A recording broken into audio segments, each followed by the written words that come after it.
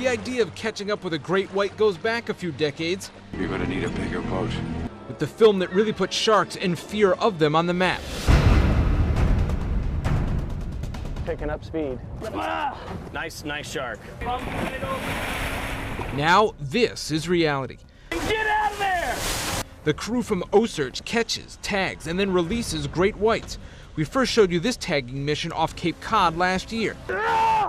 Now the team is coming back next month in hopes of catching more of the big sharks.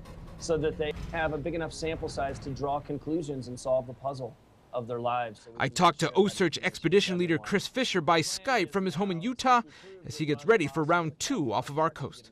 Now, do you think there are that many sharks out there off the Cape? Yes.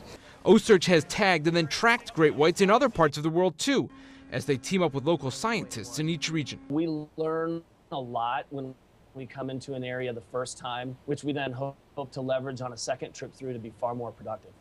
Fisher says there's a reason they want to tag more.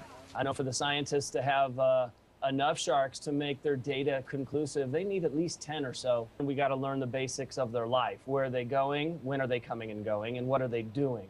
To follow the sharks, OCEARCH has a website that lets anyone look in on the sharks that have GPS tags on them now. Here's their boat actually up here in New Bedford, and down here the 2 sharks that they tagged off of Cape Cod last summer. This one right here is Jeannie, and over here is Mary Lee, both hanging out off the southeastern coast of the United States as they have for the last few months that we've been checking in on them. And to follow up more, OCEARCH actually went down off of Florida earlier this year. Right out of the gate, we learned that your all sharks up there are using the southeast a lot. Now, why? That's why we went down there. What are they doing down there? What are they doing at the Cape? So the first sharks have really defined so far the range of your female great white sharks out of Cape Cod. It's important we get some tags on some male white sharks there, but sharks are surprising us. They're going to places we never expected, Bermuda. They're hanging out a lot in the middle of the Atlantic. Mary Lee even came back up into the Northeast in the wintertime into 38 to 42 degree water, which we did not think was possible.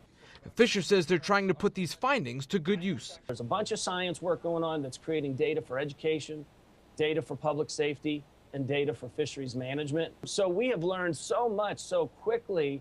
Now it's about taking those learnings that have kind of opened windows to whole new questions and try to execute at solving those puzzles. I hope the return engagement with the great whites in August helps out. If nothing else, it's certainly interesting to watch.